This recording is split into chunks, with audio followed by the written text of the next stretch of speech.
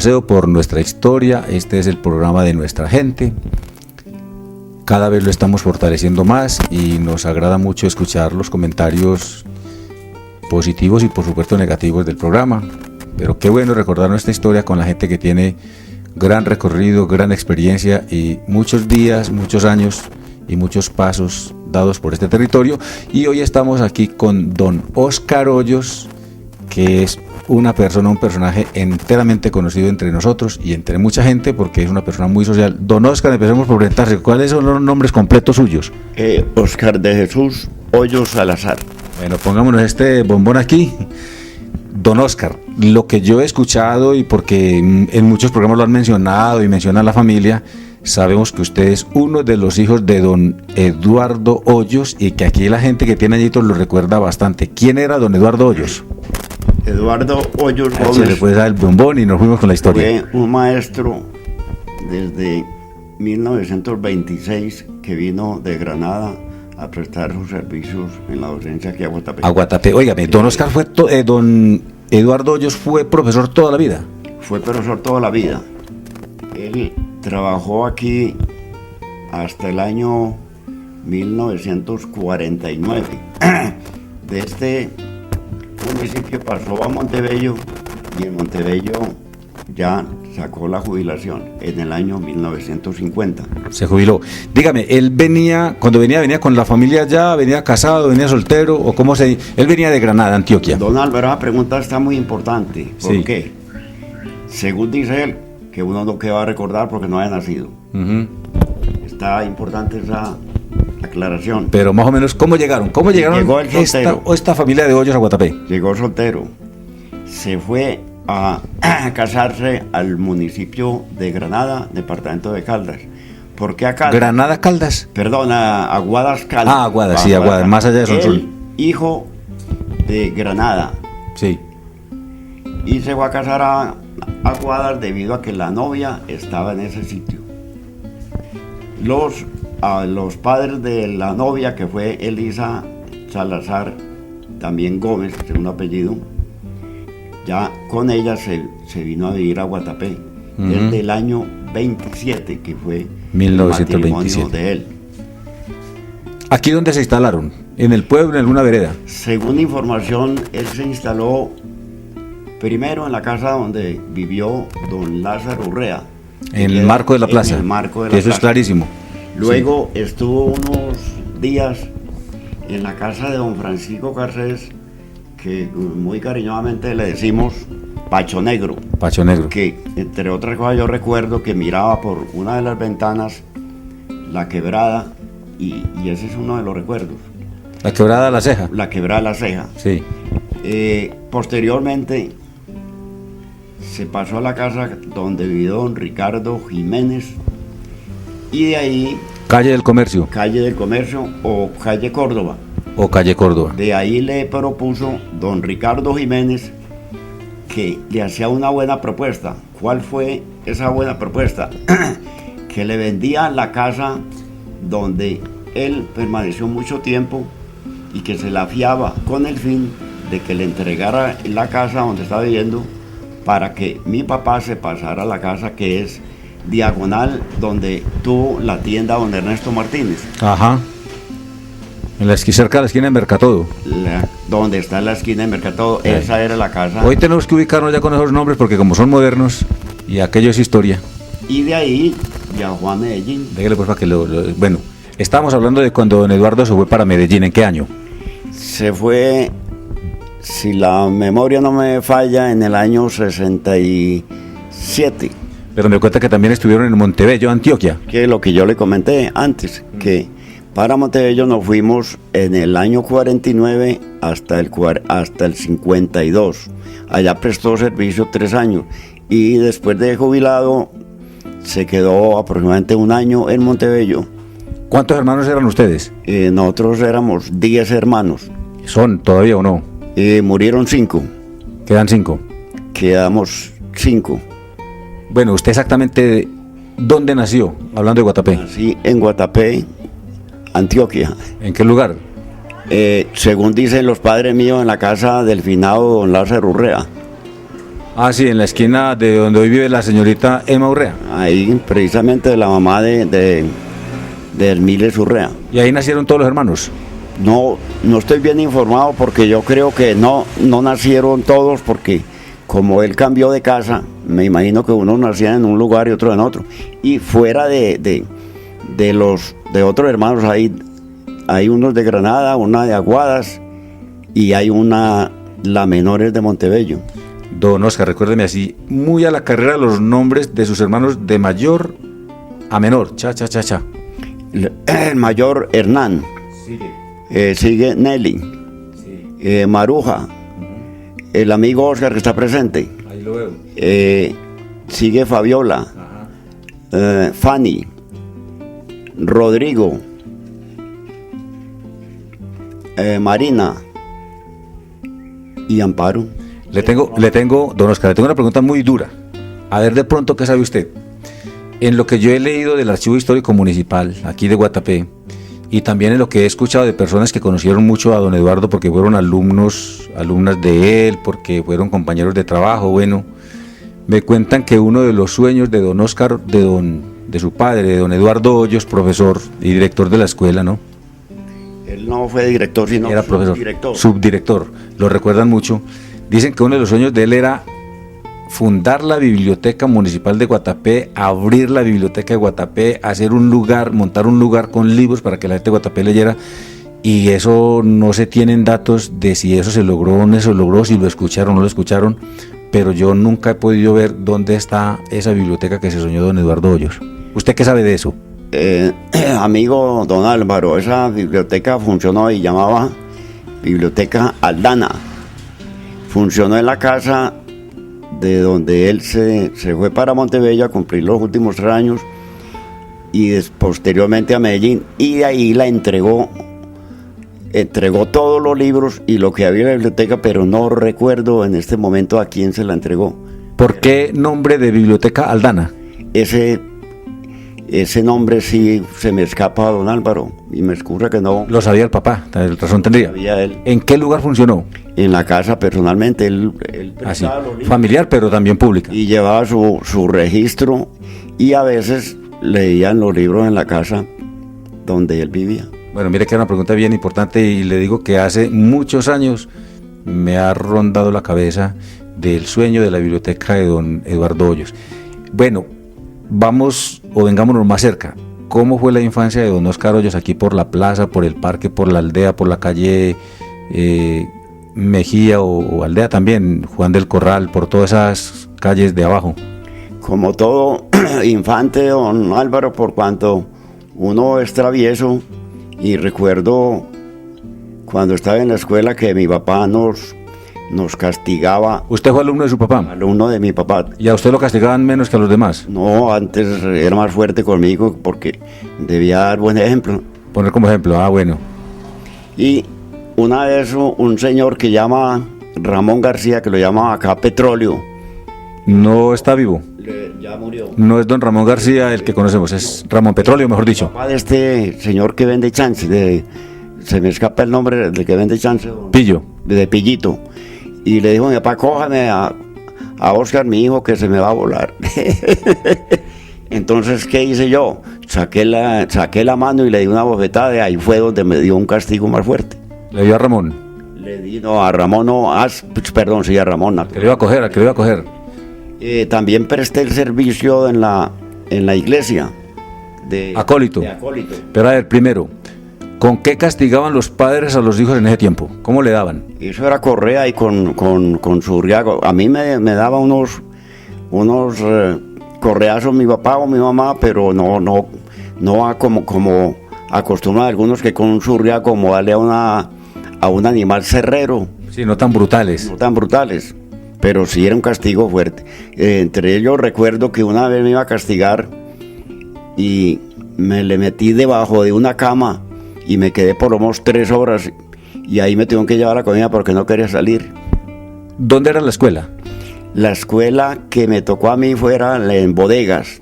Esa fue la escuela vieja hasta que empresas públicas, por motivo del trabajo aquí de la central de Guatapé, la debía haber demolido y la pasaron a al Paraíso. ¿Qué parte de ese es el comando de la policía? Y bueno, una casa en la parte de la calle, ¿sí o no? Y donde está ya la habitación de algunas personas.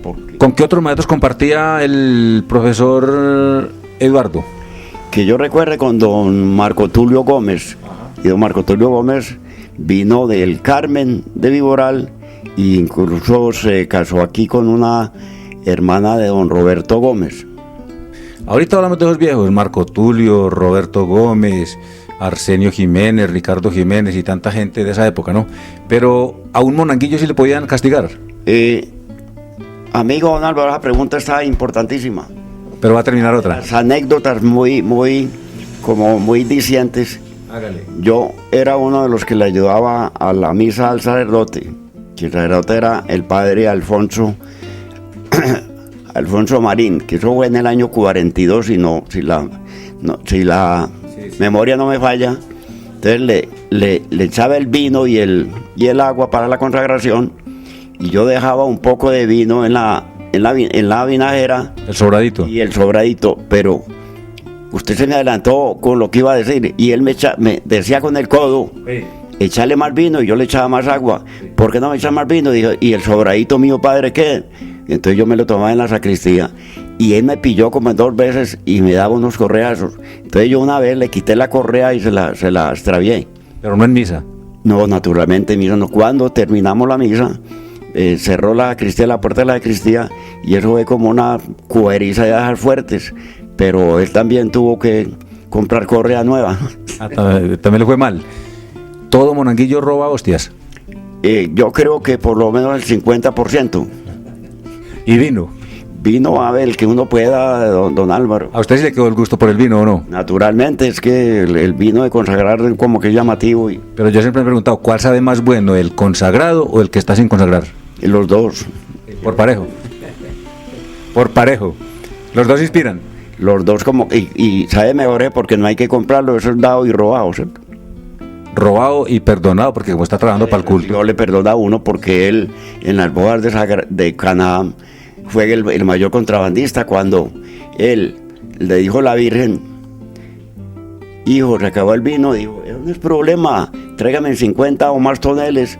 Lo llenaron de agua, le echó la bendición, y ahí fue el contrabando. Esa fue la borrachera de todos en las bodas de Canaán. ¿Qué dijo la Virgen? ¿Esta gente está sin qué beber? No, la Virgen dijo, se me puteó mi hijo. No, bueno. No, sigamos de las muchachadas de los monanguillos. ¿Cómo era la iglesia en ese tiempo? Yo creo que era un poquito lánguida, oscurita, poca luz.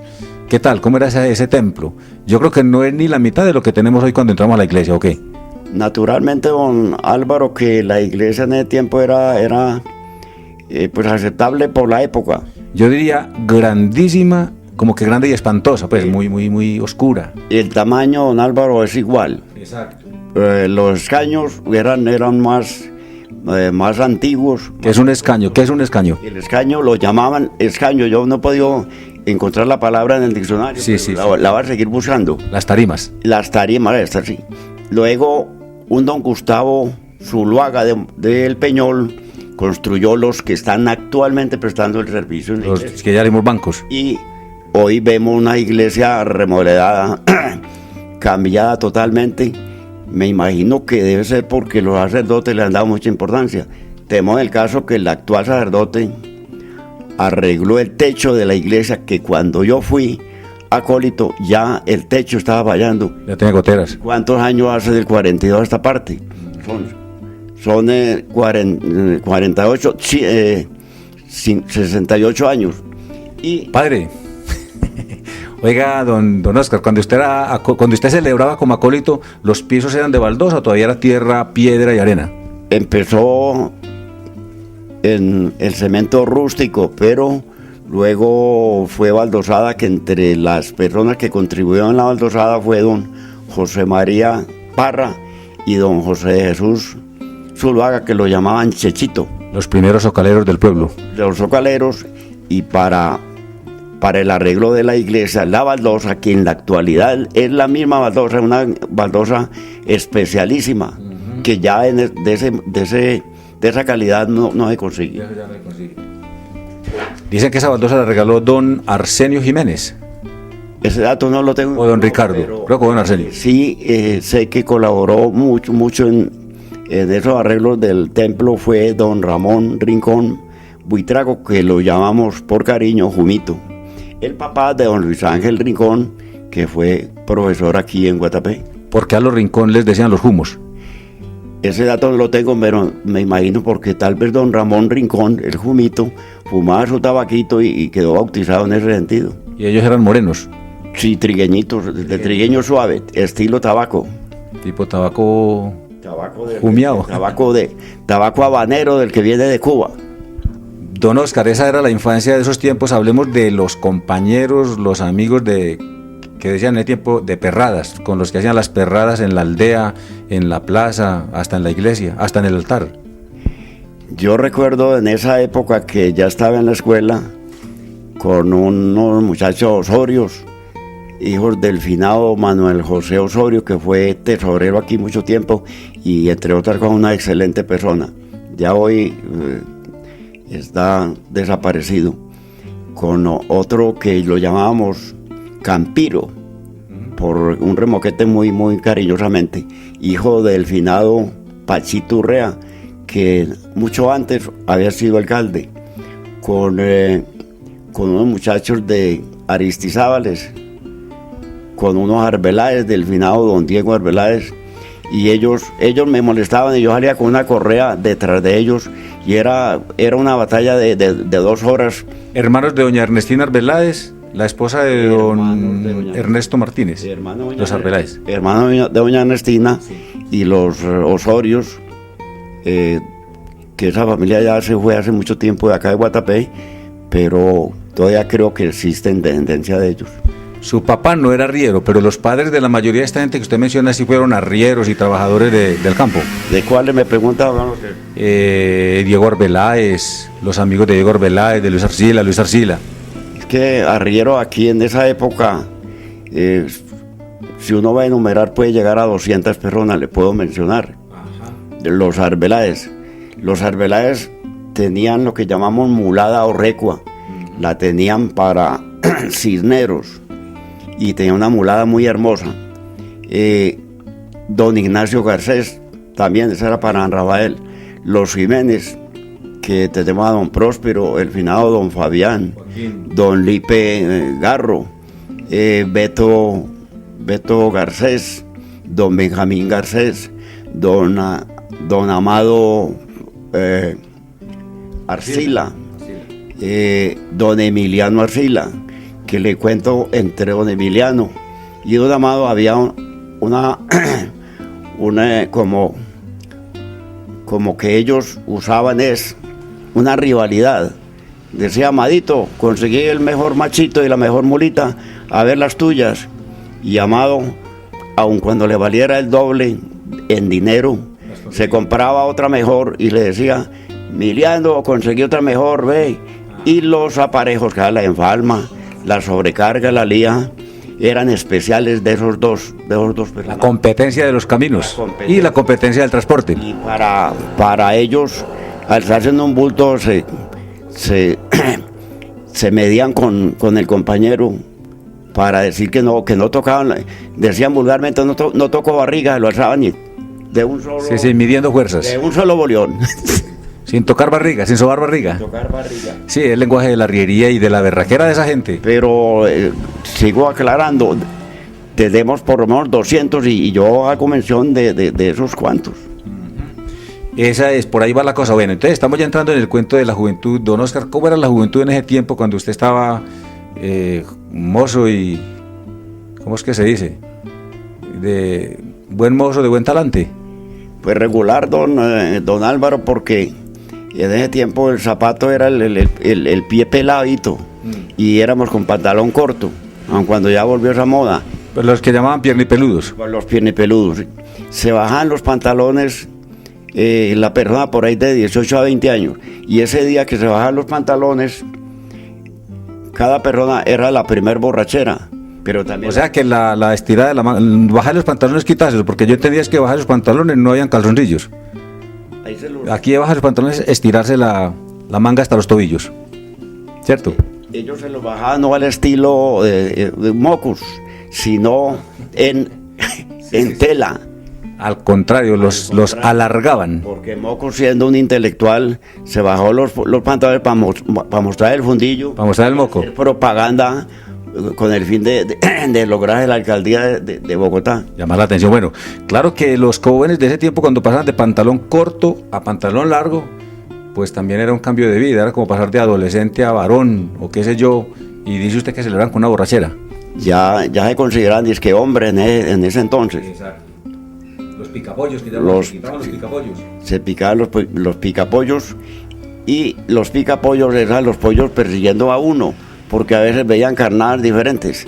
Sí, el pantalón corto, se quitó los picapollos y ya es un varón. ¿Quiénes eran los en ese tiempo se le decían dandis, perrazos, conquistadores a los jóvenes, cuando ya se sentían hombrecitos?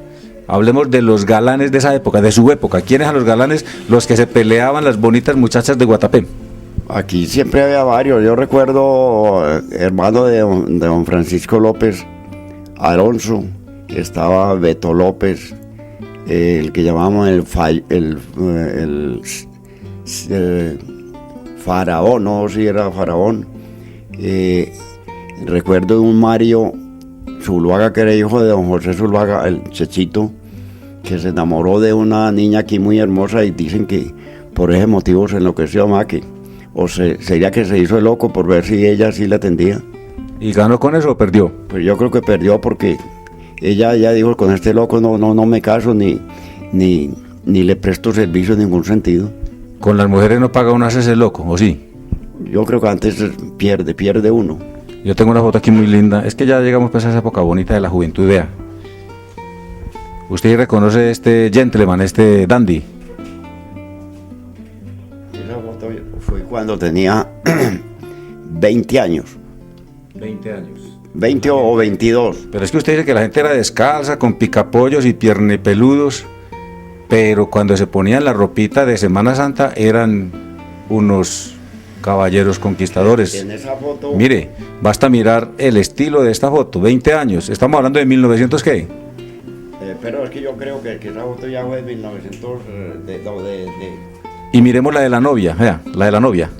Y la foto que usted acaba de mostrar, sí. Yo que ya tenía 25 años, mi papá me colaboró y me dio el primer vestido, y yo también con unos ahorros la compré, que ya tenía vestido, el cachaco que llamamos con corbata, que entre otras cosas la hecha de la corbata fue un problema, porque ahí no aprendo a hacerlo.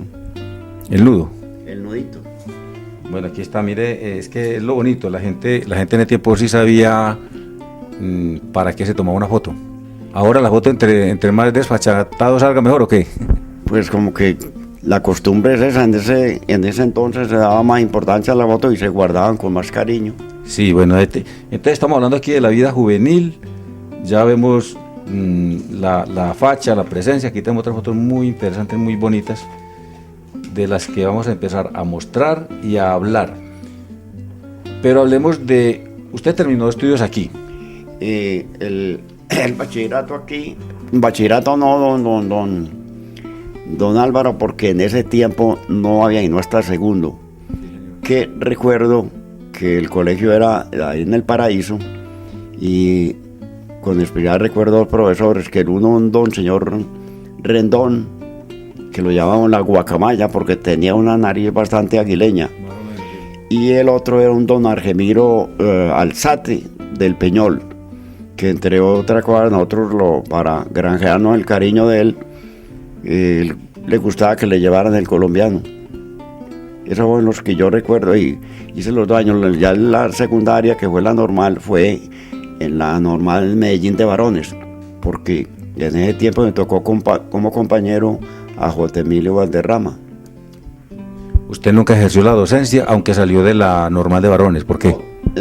Don Álvaro, porque se me presentaban unas oportunidades diferentes, y entonces yo opté por no seguir esa carrera, que entre otras cosas observaba que mi papá, después de haber sido maestro, porque en ese tiempo llamábamos maestro, que eran los verdaderos maestros, hoy profesor, naturalmente con un nombre como más elegante, y entonces no opté por seguir a la profesión. Ahora sí, hablemos. Entonces usted, yo escuché, ya me contó un poquito que usted fue personero, fue tesorero, usted era el que manejaba la plata del municipio en el bolsillo del saco, ¿o no era usted? La plata en ese tiempo era poca, pero yo no la manejaba en el bolsillo por cuanto. ¿Quiénes eran los tesoreros que manejaban la plática del municipio en el bolsillo? Pues debe haber sido los anteriores a mi época, don Álvaro, que yo fui tesorero en este municipio del año 58 al 64. Y el presupuesto era muy escaso y naturalmente, con base en eso, los sueldos eran muy reducidos, que eran 450 pesos en ese tiempo, Pero sueldo del empleado. Sueldo del empleado. Porque para los trabajadores la gente era menos. El obrero se ganaba 2,50, ya sumemos cuánto vale el mes. 2 pesos con 50 centavos el día. En el día. Y los oficiales ganaban 4 pesos. Sí, más o menos, poco más del doble, o el doble. El doble naturalmente, porque saben trabajar el doble. ¿Quiénes fueron otros tesoreros de esa época? ¿Anteriores o posteriores? Pues hablemos primero de los más viejitos. Que yo recuerde, don Antonio Castrillón. Pero no Toño el que está aquí, sino el papá. No, don Antonio el que está en la actualidad. Aquí. Pero ese es muy reciente. No, hablemos de Crisanto Giraldo, No, Crisanto Giraldo fue personero. Él era personero. Él era personero. Que entre otras cosas hay anécdota. ¿En qué sentido? Que la oficina de él era la carnicería.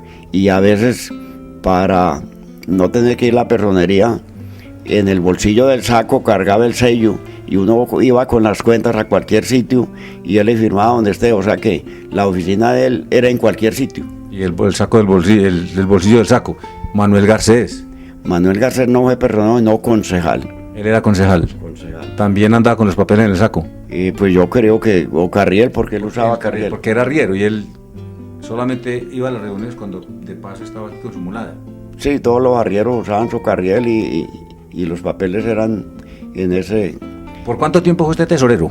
Por 6 años, don Álvaro. Por 6 años. ¿Cuál era el gasto del municipio en ese tiempo? Bueno, primero, usted recuerda el presupuesto. Yo he leído en el archivo municipal que aparecen unos cuadernos donde dice presupuesto del año 1928 para Guatapé a partir del 1 de enero, esto para nómina, esto para escuelas, esto para matadero, esto, bueno. ¿Cuál era el presupuesto? El presupuesto de mi época, don Álvaro, no pasaba de 900.000 pesos, distribuido como usted lo acaba de mencionar. Hacienda, educación, obras públicas, que entre obras públicas funcionaba todo lo que era arreglo de calles, caminos, arreglo de edificios y demás, y el fondo forestal, el fondo obrero naturalmente, pero en ese tiempo no alcanzaba mucho o mejor el porcentaje, que era muy reducido para el fondo obrero. No existía una sola casa del municipio, solamente vejestorio, ya casas muy decaídas porque el presupuesto muy reducido. Y también en esa época no tenía la electrificación hidráulica, que era más económica, era un motor, una plantica, que ese era un cáncer para el municipio. Se absorbía pongamos un 10 o un 15% de todo el presupuesto. En ese periodo se logró, cuando ya me estaba para retirar en el año, si no estoy mal, en el 63, se logró con cooperativas de municipalidades que construyeran una planta hidráulica en Palmas, sí. Y se logró ese propósito. Ya se funcionó la empresa de energía con calefacción, porque anteriormente era solamente para alumbrado público y en las residencias no se daba servicio, y no después de las 5 de la tarde sin calefacción, o sea, alumbrado nomás. Alumbrado y digamos una ¿sabe qué? No había la calefacción. ¿Qué era? No había calefacción, no podía tener ni nevera, ni estufa, ni plancha. Pero un radiecito sí. Un radiecito sí, era lo más. Alumbrado y un radio. Porque no alcanzaba la energía. Exactamente. Es que yo tenía una pregunta por aquí, va hilando el tintero, hablando de... Se me fue la pregunta, se me fue. Bueno, seguimos hablando de esos presupuestos municipales. que yo leí también y me gusta mucho porque uno encuentra las historias contadas aquí por don Oscar y encuentra cómo coincide con lo que aparece en los archivos históricos del municipio, en los cuadernos de tesorería, del consejo, de personería, del secretario del alcalde. Un dato muy bonito que siempre me llamó la atención, de los impuestos que pagaban, uno de los impuestos más altos era a los de circos, a los de juegos, rifas y espectáculos, y a los de venta de tabaco. Bueno, la pregunta es, ¿era que venían muchos circos aquí, que eso aparecía pues constantemente, el impuesto a los circos, y que montan esas carpas en el parque o en las casas antiguas y la gente corría a ver circo de noche, casi a oscuras como estamos hablando, porque la luz era mínima? Don Álvaro, yo no recuerdo que los circos han exagerado pues en cantidad, por cuanto la gente era de muy escasos recursos y no tenían para comprar su entrada, y los impuestos, no eran tan exagerados, porque yo recuerdo que en esa época el impuesto predial, naturalmente en la actualidad es el de mayor renta en el municipio, y ahora están las participaciones que le dan las transferencias, que la nación les da un porcentaje, lo mismo Cornare y empresas públicas. Es que en ese tiempo ni pagaban impuestos, la gente casi no pagaba impuestos, no se tenía bien claro ese concepto. Don Álvaro, en el periodo que yo estuve sí se pagaba el impuesto, era el predial, el de industria y comercio y otros, pero más bien como usted acaba de decir, que eran reducidos. Y se pagaban los servicios, que el servicio no era acueducto y el de energía, pero energía por lo que prestaba el motor, porque alcantarillado no había, aseo no había. ¿Dónde hacía la gente las necesidades? Las necesidades cada cual o la hacía en el solar, o de pronto en la misma casa, en lo que llamamos las famosas vacinillas. ¿Y las letrinas y excusados? Y las letrinas y excusados, sí. Alcaldes que usted recuerde de esa época, alcaldes muy antiguos, ahí tienen un pastelito muy bueno, leámoslo. Los alcaldes especiales en ese tiempo que yo recuerde, que tengo uno para mencionar y que a ese le debo la gratitud, fue don Tulio Martín Tamayo, hijo de Granada, que él fue quien me nombró, y le hago un pequeño recuento. Llamó a mi papá y le preguntó que si a mí me interesaría ocupar el cargo de tesorero. Entonces mi papá le contestó que era necesario hablar conmigo, pero que tenía el problema, o que veía la dificultad, por cuanto si iba a nombrar alcalde de la misma afiliación del alcalde, yo pertenecía a un partido político, y entonces él le contestó a mi papá que lo que le interesaba a la persona, no la política.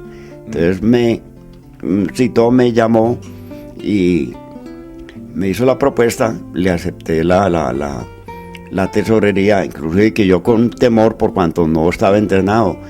Te debo, el caso es que el 90% de los tesoreros entran al cargo sin tener un entrenamiento, por cuanto es un cargo que no se lo enseñan a uno, o no hay unas escuelas que le enseñen. Y que cambia mucho, eso cambia diario.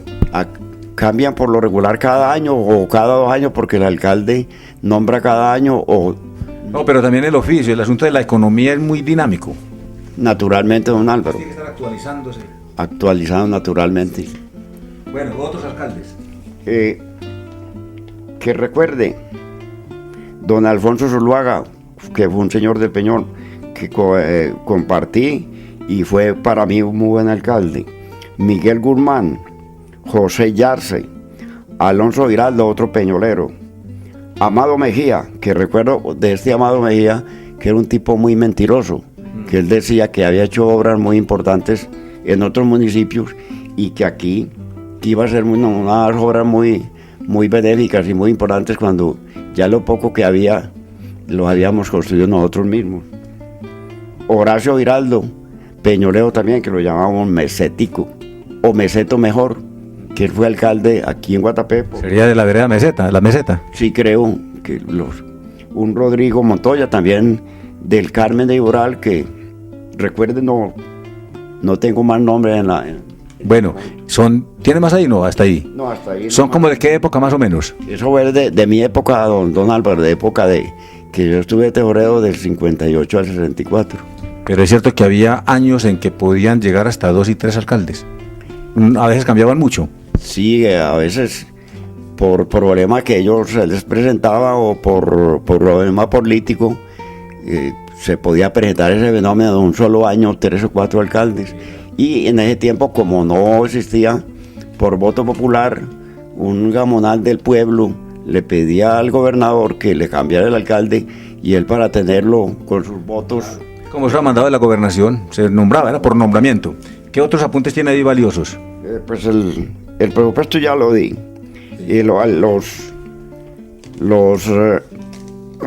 personeros que recuerde fue don Crisanto Giraldo, como dije ahora, Francisco López, don Roberto Gómez y Rodrigo Jiménez Urrea, que estuvo un pequeño periodo. Después, la vida suya la conoció mucho por Empresas Públicas de Medellín. ¿Cómo llegó Óscar Hoyos a Empresas Públicas de Medellín? Don Álvaro, fue un caso especial y que me presentó la oportunidad. Con el sueldo que yo tenía en la tesorería, o que era el sueldo que naturalmente pagaba el municipio, vivía eran de escasos recursos, y se me dio la oportunidad en una reunión que realizó el primer jefe de la central de Guatapé, cuando empezó en el año 64, el doctor Alberto Puerta. Después de una reunión, yo expuse varios motivos y parece que yo como que le caí bien, digámoslo, en ese sentido. Le pedí trabajo y él me dijo, lo va a colocar porque lo necesito. Entonces ingresé en el 30 de marzo de 1964.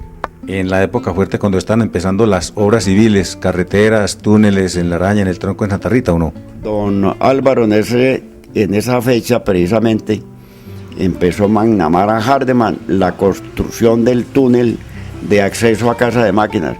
Ya la carretera... ¿Qué es Hardeman? ¿Qué entendían por Hardeman los antiguos? Como que era una sigla de dos compañías de canadiense. O sea, McNamara y Hardeman, otra compañía. Entonces, asociadas las dos, se vinieron a ejecutar ese trabajo. Pero eso quiere como hombres duros, hombres de fuerza, hombres de trabajo. Pues ahí sí no, pues ya como es canadiense ya... Sí, es otro idioma, pero eso tiene que ver con hombres de trabajo. Bueno, usted aparece aquí, a ver si está, creo que sí. Yo difícilmente conozco a alguien de aquí, pero esta es una fotografía que toman allá en el campamento, me dice que es de La Araña. Esa foto enfoquémosla. Fue en el campamento Barallones, don Álvaro. Barallones. Donde... ¿Quiénes hay ahí? Don Álvaro, en esa foto estamos el gerente, que era el doctor Víctor Suárez, gerente general de empresas públicas, de gafas y de boinita. El de gafas y de boina, sí. Está casi en el medio. Está el jefe de la central, que fue el doctor Luis Coral. A un lado. El jefe de otra central, porque dividieron en dos, fue el doctor Gabriel Vázquez. Sí. Y estaba el jefe de operación, el doctor... se me fue el nombre, el otro es el doctor Sanín. ¿Y usted dónde está ahí?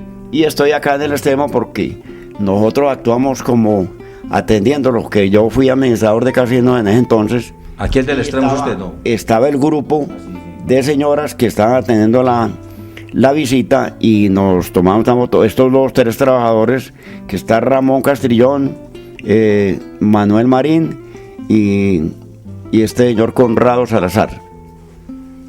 ¿Cuál fue el motivo de esa foto? El motivo de esa foto fue para tener un recuerdo de ese momento. ¿Y el momento era que estaban en reunión los jefes de ¿cómo se llama? ¿De obra o de campamentos o de...? Don Álvaro, de centrales. Los gerentes traían visitas muy importantes acá a la central y visitas del Banco Interamericano de Desarrollo, presidentes en ejercicio y expresidentes, Corte Suprema de Justicia, una cantidad de visitas importantísimas. Entonces, ellos, para celebrar, los que estamos en el momento de empresas públicas, lo hacían para tener un recuerdo, y a mí me donaron esta foto. Bueno, ¿usted es el último de este lado o no? Soy el último, don Álvaro. Estaba muy joven. Yo creo que esa foto tenía por ahí más o menos unos, 38, 40 años. Ajá, está en la flor de la vida y de la producción. Y esta foto, que bueno, ya estamos hablando de su familia, de la familia Hoyos. Ahora vamos a hablar de todos sus hijos, de toda esa época, estamos hablando de la época productiva, de trabajo, de las empresas, de la tesorería. Pero vamos entrando con la familia. Esta foto, ¿qué trae? Esa foto es una primera comunión de los dos primeros hijos.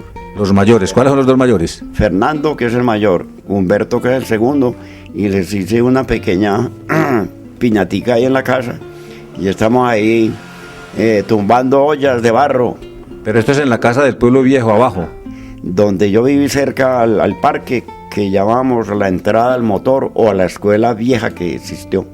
¿Esa es la calle de Mercedes Hilda o no? Esa es la casa de Mercedes Hilda. Calle, sí. Que el nombre es, en este momento, Carrera del Corral, que ya no sino 2 cuadras. Un pedacito. ¿Por Mercedes Hilda quién era? Mercedes Hilda era una famosa señora, hija de se me escapa la mamá.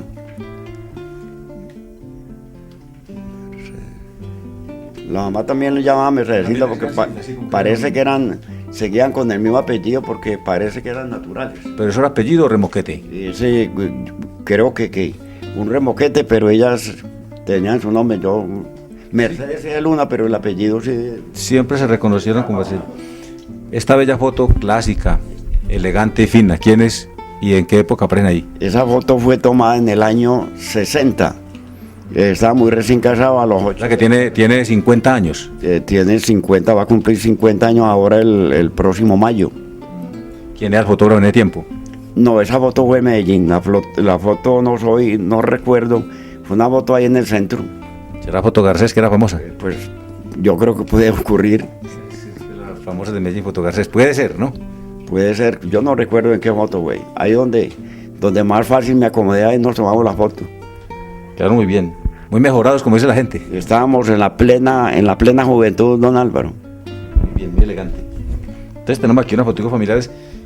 Estamos hablando de los hijos, los dos mayores, y sigamos en lista sus hijos, su familia. Pero hablamos primero de la esposa. Hemos hablado de la novia, de los amores, más no de la esposa. ¿Ustedes en qué año se casaron? Nos casamos el 9 de mayo de 1960, don Álvaro. ¿Dónde? Aquí en Guatapé. Bueno, hablemos de la esposa. Ella era Dima Giraldo, hija de don Jorge Giraldo y de Josefina Parra. Muy conocida la tradición de la familia Giraldo Parra aquí en Guatapé. Hablemos de personajes ilustres e importantes de esta familia que han representado muy bien a Guatapé. Pues don Jorge, que era mi suegro, naturalmente el papá de la señora, era uno de los personajes más importantes en Guatapé, por cuanto era el hombre más cívico y de mucho entusiasmo. Era un líder. Era un líder en ese momento, igual que muchos líderes existían, pero especial ese, que yo recuerdo. Tenía un ingeniero muy amigo que era de obras públicas, el doctor Eugenio Quintero. Ajá. Que a él se lo llevó para La Piedra. Tuvieron que ir a caballo porque no había carretera de este municipio al Peñol, a demostrar esa belleza, y estudiando la posibilidad de una escalada. Entonces no sé en qué llegó el estudio, porque la escalada no fue en esa época, sino en 1952, por un sacerdote que el apellido era el padre Montoya. Luego don Jorge era el que organizaba sus festejos acá. Desfiles, comparsas, fiestas, era un líder. De todo era el líder para esos... Don Oscar, pero acotemos un detalle importante. De ese señor doctor Eugenio Quintero, se recuerda que, y creo que fue don Jorge el que logró que este ingeniero lograra traer el puente para la Quebrada de la Ceja, que eso no había sido posible hasta entonces, y por eso ese nombre del puente Quintero. Precisamente yo lo que le comenté de él fue el que construyó, no se lo trajo, yo que lo construyeron, como construir un puente, hacer sus columnas naturalmente, y la losa. Y fue una parte muy importante que esa se debe resaltar, don Álvaro, se lo llevó para el Alto del Tronco y le indicó el sitio donde posiblemente podía construirse en la época, si había alguna firma importante, la central de Guatapé. ¿En qué sentido, don Álvaro? De que del sitio del Tronco, o sea, a un lado del Rosario, se veía parte de lo que da toda la meseta contra el río Nare, sí. Y demostró que se podía conducir el río Nare a desviarlo que botara hacia el río Bizcocho, y que ahí seguramente se podría construir una represa, y esa es la que está en la actualidad, o la que Empresas Públicas acogió esa iniciativa y ese estudio que él hizo. Y ahí tenemos el caso de que es una de las importantes obras que tiene Empresas Públicas. Y aquí está la foto de Guatapé antes del embalse. Esa foto la tomaron donde está el puente Eugenio Quintero en esa época, que en ese entonces creo que ya la quebrada de la Ceja le había hecho un poco de daños a ese puente. Ya hoy, a la Vega. Hoy está totalmente en embalse. Sigamos hablando de los hijos. No hemos avanzado mucho. El resto de hijos. No, pero es que se me olvida decir. Aquí hay que mencionar al doctor Hildebrando Giraldo Parra. ¿Cuál es la relación? Y hablemos un poco de él. Esa es. Hildebrando Giraldo Parra, hermano de mi señora, o sea, mi cuñado. Hijo de don Jorge. Hijo de don Jorge y de doña Josefina Parra, naturalmente. Él estudió y se hizo bachiller, luego fue un profesional en la Autónoma y prestó servicios muy eficientes, como fue secretario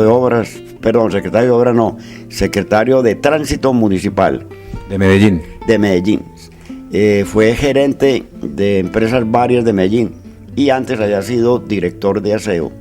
Posteriormente fue gerente de EADE, y de ahí él, como ya estaba dentro de la política, aprovechó la oportunidad en una campaña que realizaron, que salía electo de representante a la Cámara, que a él le permitiera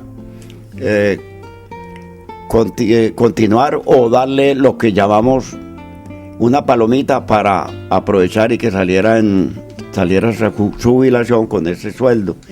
Y él fue una persona que le hizo mucho favor a Guatapé, tanto en obras como darle empleo a muchos. En obras, en empleo, en buena imagen, en proyectos, sí, muy fuerte. Fue tan fuerte que ya hoy aquí en Guatapé creo que iban alrededor de 10 personas que ya son jubiladas porque él les colaboró con el empleo. ¿Quiénes están en esta foto? En esta foto está el alcalde en ese entonces, que no fue por voto popular, Eugenio García, hermano de un famoso odontólogo aquí, Rodrigo García. Hermano del odontólogo Rodrigo García, sí. En esta otra parte está mi persona. Aquí tenemos que estoy indicando, a Gustavo Giraldo. Y aquí dando la espalda está Elmer Arimendi, exalcalde. Este es más reciente, sí. De edad fue el papá del doctor Humberto Estrada, que se me escapa el nombre en este momento. Bueno, ¿quiénes están en esta foto? Porque se nos acaba el tiempo y hay que mostrar fotos que son familiares, pero que también hacen parte de la historia de Guatapé. Esta foto fue en un certamen de belleza que hubo acá. Este joven que indico acá es el hijo de don Alfonso Aristizábal, el famoso, que lo llamamos cariñosamente Riñón. Y aquí está Oscar William, que en el momento es concejal en Medellín. La están acompañando ellos dos. ¿La reina o la candidata? La candidata, no sé si en el momento ya sería reina. ¿Qué tiene que ver este personaje con su familia? Don Álvaro, casi me hace llorar esta foto. ¿Yo? ¿Más que familia? Le cuento que en esa mulita viajé por lo menos 20 o 30 veces al Churimo, que me demora de acá de Guatapé al Churimo por ahí 2 horas y media. y era la que más de confianza le tenía porque es un camino algo difícil. ¿Cómo se dice? Sinuoso. No, es que había que ser muy fuerte para viajar a ese sitio. ¿Dónde está la mulita? La mulita, como esos animales hay que tenerlos con mucho cariño, y la mula siempre se le daba su cariño. ¿En qué sentido? Sobarla, como lo estoy haciendo con ustedes. Y darle, Buena mula, ¿sí o no? Buena mula. Darle su salvado maíz de ese grano, y la abandonaron en el sentido que la mandaron a un potrero y empezó a enfermarse, y a los 2 meses se murió. Corrió con mala suerte los últimos días. Y una anécdota de esta fotografía que tiene aquí. Esta foto fue que un tigre en la finca que tuve en el Churimo, que la finca fue de una que tuvo don Francisco Martínez en el Churimo, fue uno de los trabajadores que tuve en la finca. Se estaba comiendo este animal, un ternero, y le dio miedo, se regresó a avisar, fueron, lo capturaron, lo mataron y se lo trajeron en ese caballo que ahí tiene amarrado, y se lo trajeron al sitio de la araña donde están las instalaciones de empresas públicas. ¿Y se lo comieron o qué? Yo creo que no se lo comieron, pero el tigre sí casi se lo come a ellos. Ay, María, cosa tesa.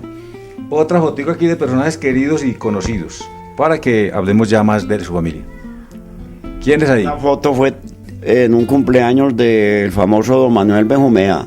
Que don Manuel Benjumea. Ahí está don Manuel Benjumea. Sí, cómo no, es que estoy mostrando. ¿De cuántos años murió el viejito? Yo creo que tenía 98 años. Y este señor fue famoso aquí porque fue secretario del juzgado por ahí de 15 a 20 años.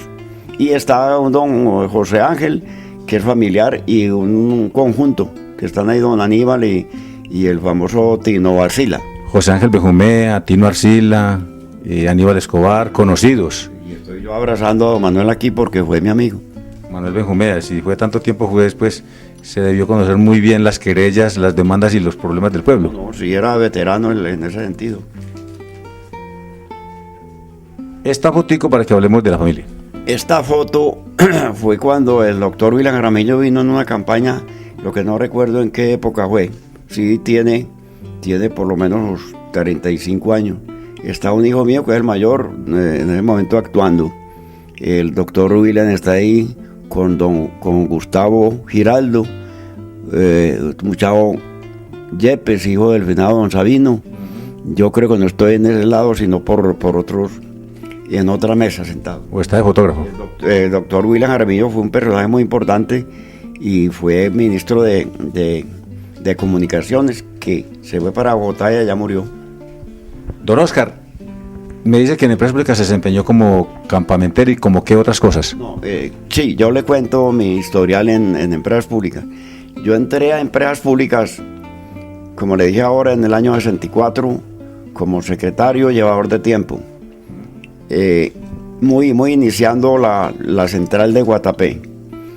Luego me hizo un ascenso el jefe, por ahí en 2 categorías, y me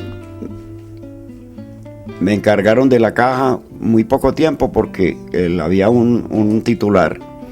Luego el doctor Pablo Agudelo, ya siendo de gerente de operación, que había sido de la central de Guatapé, se presentó la vacante de jefe de casinos. Obtuve otros 2 ascensos y dijo que el candidato para ese cargo era mi persona, y ocupé ese cargo por ahí alrededor de 12 años, y en ese cargo es donde me jubilé. ¿De sus hijos? Los hijos, el mayor Fernando, que ya tiene su edad porque nació en el 61, que en la actualidad, los menciono los cargos de ellos, en la actualidad es socio de Calzado Bucaramanga, y él se desempeña como si fuera uno de los mayores dirigentes ahí, por cuanto él tiene su profesión como economista y le han tenido mucha confianza. Y el segundo es Humberto, que nació en el 62, en este momento ya es administrador de empresas, maneja un almacén en en Barranquilla de Calzado Bucaramanga. El tercero, que es Oscar William, se graduó como odontólogo y luego parece que le gustó la política colaborándole a Germán Darío. Es actualmente concejal en el municipio de Medellín. El menor, que es Germán Darío se desempeñó 3 veces o 3 periodos en el municipio de Medellín como concejal. Estamos hablando de Germán Darío Hoyos. Germán Darío Hoyos, naturalmente, el menor, que en este momento es representante de la Cámara y está aspirando a Senado de la República, que yo, entre otras cosas, estoy muy agradecido con Guatapé por cuanto le han dado el acompañamiento y les dieron naturalmente sus votos. Uno sabe que la gente de Guatapé, y en especial los que van saliendo, así como los hijos de don Oscar y muchos líderes, y es bien bonito que en la medida que más avanzan lejos de Guatapé, más quieren a su tierra. ¿Usted sabría decirme por qué razón la gente que se va de Guatapé empieza a enamorarse más de este pueblo? Yo creo, don Álvaro, que uno cuando se le mueren los padres es cuando más los quiere, por cuanto ya están ausentes, y es cuando aprecia el servicio que le prestaron.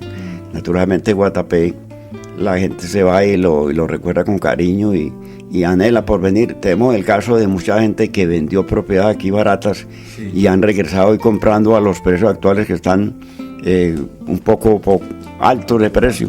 Que eso no es fácil para todo el mundo. ¿Cuántos guatapenses quieren volver a su tierra y ven la posibilidad un poco remota, porque están lejos por la economía y porque Guatapé no se ha quedado? Guatapé va muy bien. ¿Cuál sería el mensaje, don Oscar? El mensaje suyo para la gente de hoy, para la gente que quiere a Guatapé, los que estamos aquí en el pueblo y los que están lejos, que también suelen ver los programas y las cosas que se hacen en Guatapé. ¿Cuál es el mensaje para esta gente en nombre de Guatapé?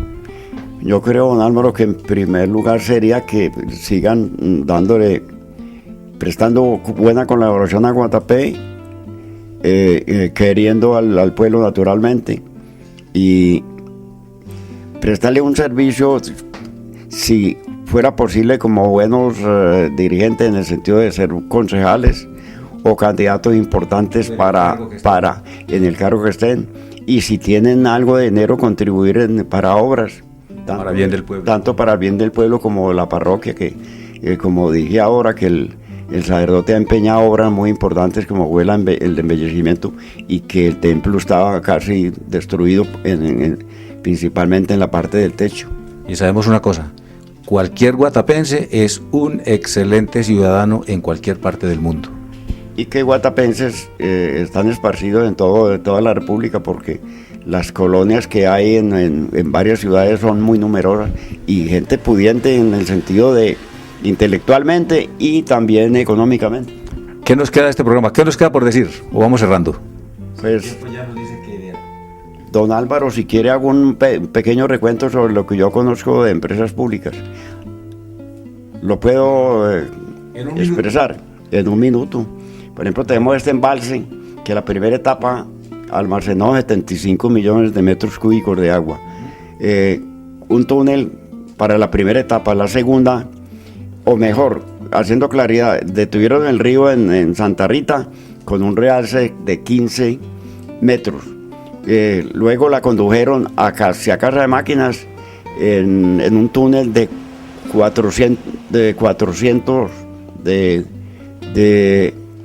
400 metros. Esta Casa de Máquinas, que la primera generó o genera 280.000 kilovatios, y salen las aguas al río Bizcocho. Luego la segunda fue la más importante en este sentido, de que le hicieron un realce en Santa Rita de 30 metros sobre los 15, o sea que tiene un realce de 45, y el total de agua que almacena cuando está llena, o sea que no hay vertedero, son 1.200 metros cúbicos de agua que tiene. O sea que la segunda fue construir una paralela a la de la primera, y genera en su totalidad 560.000 kilovatios, por cuanto la segunda fue una obra igual a la primera. Esas aguas se van juntas al río Bizcocho. El río Bizcocho, las aguas que producen la energía en Central Guatapé se juntan con las del río Guatapé y el río Churimo y van a hacer parte de las aguas para generar... Se reaprovechan en playas. Se reaprovechan en playas y luego en San Carlos. Se reaprovechan en San Carlos. En San Carlos, que genera son tres centrales. La de San Carlos, Sí. que es la grande, que genera 1.500.000 kilovatios. Ese es el potencial hidroeléctrico más grande de Colombia. Don Oscar, hasta aquí nos trajo el río, hasta aquí nos trajo las aguas de la represa. Muchas gracias. Muy buena la historia y muy importante los datos históricos y los datos precisos como los del embalse que acabamos de escuchar. Muchas gracias.